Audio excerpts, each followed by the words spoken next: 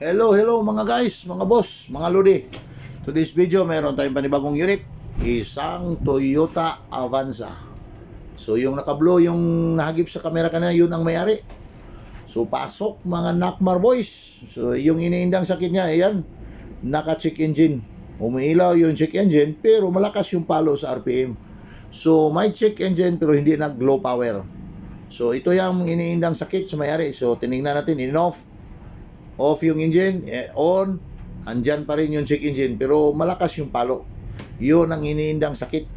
So dito, sa puntong ito, binasa na sa ating scanner gamit ang hotel scanner natin. So ito. So yung humawak yun sa scanner is si Mr. Dexter Galon.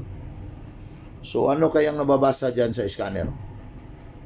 So, ito, tapos na in-scan, parang may binunot na dyan si Mr. Galon. Ano kaya yon? So may tiningnan na base sa nakita sa scanner. So parang anong wire ba yan yung binunot?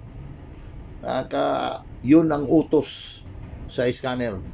Sinilip-silip na ni Mr. Dexter Galon. Ayun. So yung anyway, yung unit ito is galing lang, taga-atin lang dito sa Orqueta City. So ito yung assistant ngayon ni Mr. Galon, si Mr. GC Micarandayo. So iba na naman yung binunot niya. So, ano ba yun?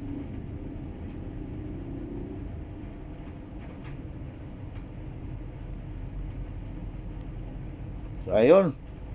So buti meron tayong stock. So yun ang surplus lang naman.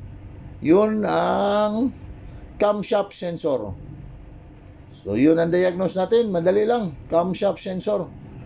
Yun ang dahilan kung bakit naka-check engine yung kanyang makina.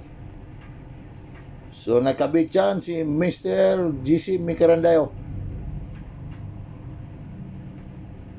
Ayun. Ang simpleng-simple lang yung ano natin ngayon, yung na-diagnose. Hindi tayo masyadong nahihirapan. Minsan merong madaling trabahuin at saka minsan din merong mahirap. Sasakit pa yung ulo bago makuha yung problema. So ito parang pinakasimple lang. So madali lang kasi meron tayong scanner. Nabasa agad at natumbok niya kung ano ang sira. So try natin.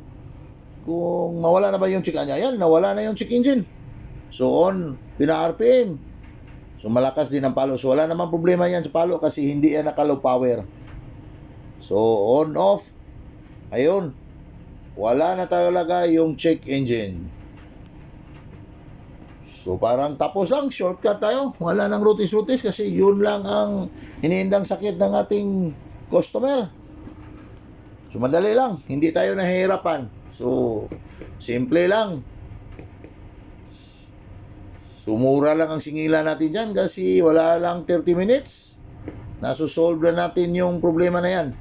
So, anyway, kaibigan naman natin yung may-ari. Kaya nga, sa presyong kaibigan natin ibinigay. So, paano yan? Another customer solve na naman. So, atras na si Sir Customer dyan para umuwi. Ayun. Umabanti na si Sir Customer dyan kasi taga dito lang yan sa atin para umuwi. So maraming salamat sir sa tiwala mo sa Nakmar Boys at saka Nakmar Auto Repair Shop. Bye bye.